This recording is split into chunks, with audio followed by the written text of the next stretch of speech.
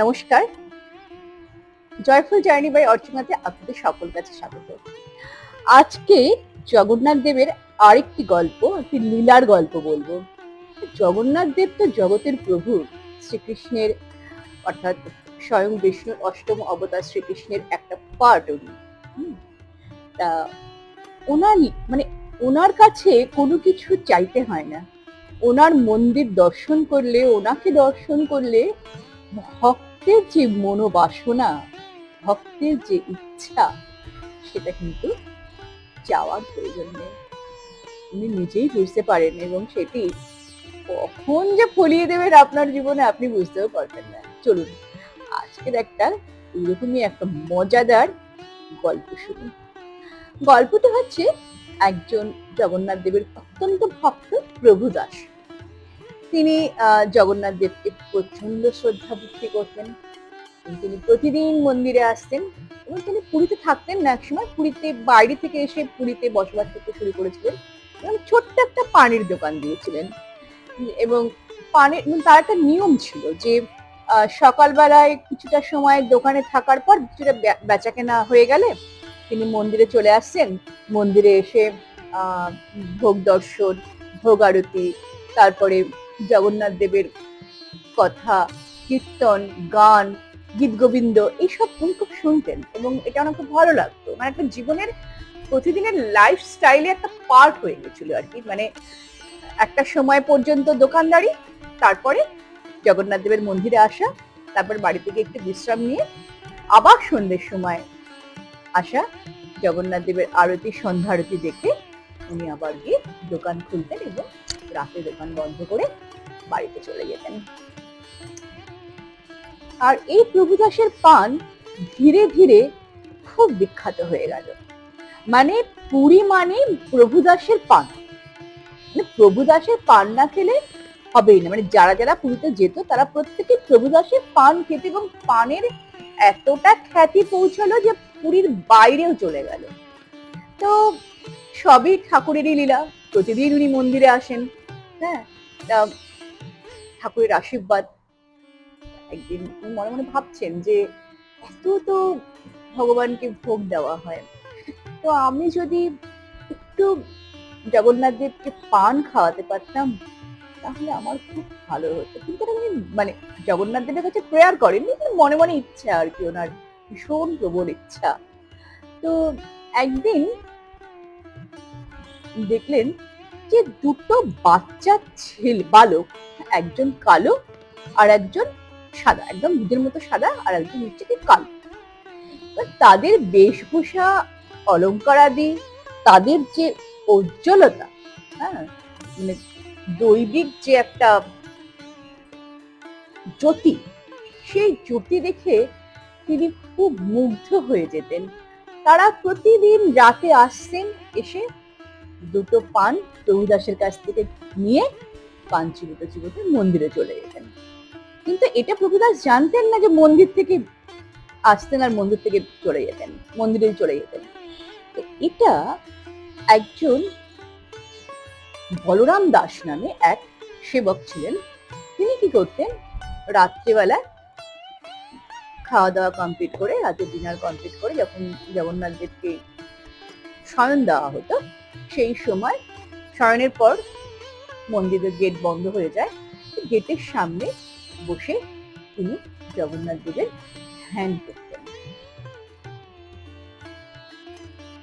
এই বলরাম দাস দেখতে পেতেন যে প্রতিদিন দুটো বালক সিংহদুয়ার থেকে, মানে অর্থাৎ মন্দিরের সিংহদুয়ার থেকে বেরিয়ে কোথাও একটা যায় এবং তারপরে তারা আবার ফিরে আসে, বেশিক্ষণ সময় নেয় না।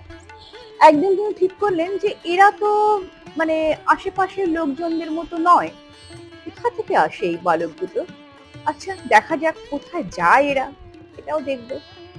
গিয়ে দেখলেন যে প্রভুদাসের দোকানে তারা পান নিল এবং পান খেতে খেতে আবার মন্দিরের দিকে গিয়ে সিংহদুয়ারের পাশ দিয়ে তারা মন্দিরে ঢুকে গেল। এটা তিনি সম্পূর্ণ খেয়াল করলেন। খেয়াল করে তিনি প্রভুদাসকে বললেন, আচ্ছা এই যে দুটো বালক আসে তাদের কাছ থেকে কি তুমি পয়সা নাও পানে? তখন বললেন যে না, আমি এদেরকে দেখে, এদের যে আহ ঔজ্জ্বল্য, এদের যে জ্যোতি, এদের বেশভূষা দেখে আমি এতটাই পুলকিত, এতটাই মোহিত হয়ে যাই যে আমি না কখনো এই পানের পয়সা চাইতে পারি না, ভুলেই যাই আমি। মানে এতটাই আমি আপ্লুত হয়ে যাই ওদেরকে দেখলে পরে। তখন বলরাম দাস বললেন, ঠিক আছে, তুমি যদি এরকম করো তখন ব্যবসায় ক্ষতি হবে, তুমি এবার থেকে কালকে তুমি অবশ্যই পয়সা চেয়ে রাখবে। তখন প্রভুদাস বললো, ঠিক আছে, তাই হবে। যথারীতি সেই রাতের পর, মানে সে রাত্রিবেলা যখন প্রভুদাস দোকান বন্ধ করে যায়, সেই সময় তারা আবার আসলো, দুই বালক এসে পান নিল, পান মুখে নিয়ে চিবোচ্ছে। সেই সময় প্রভুদাস বললেন যে আজকে তোমাদের পানের পয়সা দিতে হবে, তোমরা এতদিন ধরে পান খাচ্ছ অথচ আমাকে তো কোনো পয়সা দাও না, আজকে তোমাদেরকে ছাড়বো না, দিতেই হবে। তখন বলছে যে দেখো, আমার দুজনেই বললো যে দেখো, আমাদের কাছে কোনো পয়সা নেই, আমাদের কাছে কিচ্ছু নেই, তো আমরা কালকে যখন আসবো তখন তোমার জন্য পয়সা নিয়ে আসবো, এতদিন ধরে যা পান খেয়েছি এবং কাল পর্যন্ত সব পয়সা তোমাকে ক্লিয়ার করে দেবো। প্রভুদাস বললেন, না, তা তো হবে না, আমি তো তা দেবো না। তখন যে কালো বালকটি ছিল সে কি করলো, সে বললো, ঠিক আছে, আমরা পয়সাটা আনিনি, তাহলে আমাদের যে উত্তরীয়টা রয়েছে, আমার উত্তরীয়টা আমি আপনার কাছে জমা রেখে গেলাম, কালকে যখন আমি আসবো পয়সা নিয়ে তখন আমরা আপনাকে পয়সা দেব আর উত্তরীয়টা নিয়ে যাব। ভালো কথা, প্রভুদাস তাই করলেন। এইবার পরের দিন মন্দিরে তো হুলস্থুলুস কাণ্ড বেজে গেল, কারণ মন্দিরে দেখা যাচ্ছে, মানে যখন মন্দিরের গেট খোলা হলো দেখা যাচ্ছে জগন্নাথ দেবের উত্তরীয় নেই, বলরাম দেবের উত্তরীয় আছে কিন্তু জগন্নাথ দেবের উত্তরীয় নেই। এবং রাতে, মানে রাতের যে লাস্ট যে ভোগটা দেওয়া হয় জগন্নাথ দেবকে, সেই ভোগের পর একজন সেবক এসে তাকে শয়নের জন্য বড় শৃঙ্গার দেয়, মানে বড় শৃঙ্গার করে, মানে নতুন করে বেশ পরিয়ে তাদেরকে শয়নে পাঠানো হয়।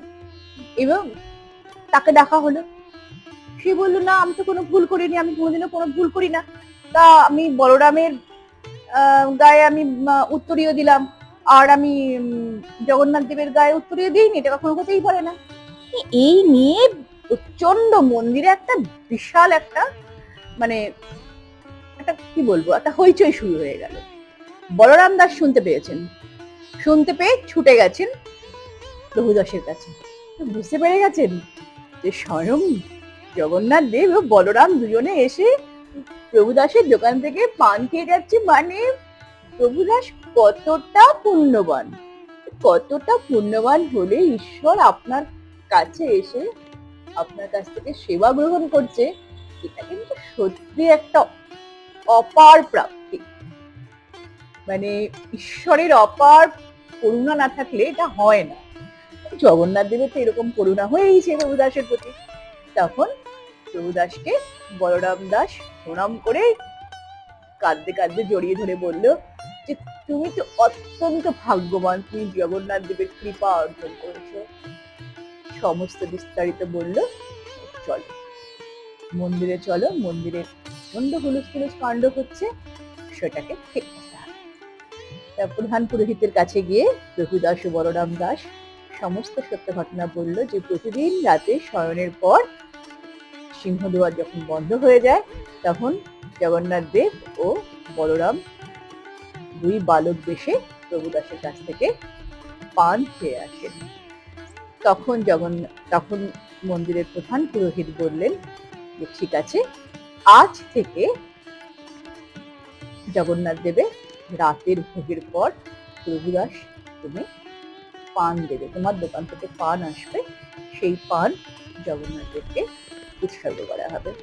অর্থাৎ পুরীর মন্দিরে, মানে পুরীর যে প্রসাদ কিভাবে রান্না করা হয় আমি এর আগের অনেকগুলো ভিডিওতে দিয়েছি, এবং সেখানে কিছু নির্দিষ্ট নিয়ম মানা হয়, মানে সমস্ত রকম যা চাইলাম তা দিয়ে কিন্তু আপনি প্রসাদ দিতে পারবেন না। যেরকম আলু ব্যবহার করা হয় না, টমেটো ব্যবহার করা হয় না, লঙ্কা ব্যবহার করা হয় না, এখানে গোলমরিচ ব্যবহার করা হয় ঝালের জন্য, এবং জাগেরি মানে গুড় ব্যবহার করা হয়, বা চিনির বদলে চিনি ব্যবহার করা হয় না, চিনির বদলে এখানে ব্যবহার করা হয় মিছরি। তো এইরকম কিছু বাধা নিষেধ আছে, ঝট করে মানে মন্দিরে কোনো প্রসাদ জগন্নাথ দেবকে নিবেদন করা যায় না। তো সেই সময় থেকে তখন থেকে প্রভুদাসের পান প্রত্যেক দিন জগন্নাথ দেবকে রাতের নৈশ ভোগের পর দেওয়া হতো। তো এই যে জগন্নাথ দেবের অদ্ভুত লীলা, মানে তার অপার কৃপা ভক্তদের প্রতি, আরো অনেক লীলা উনি করে গেছেন বা করছেন এখনো, হয়তো আমরা সেগুলো জানি না, আরো লীলার গল্প রয়েছে, আমি সেগুলো নিয়ে অবশ্যই আসবো। এবং আজকের গল্পটি কেমন লাগলো আপনাদের, এই পান খাওয়ার গল্পটি, অবশ্যই কমেন্ট করে জয় জগন্নাথ লিখে জানাবেন। জয় জগন্নাথ।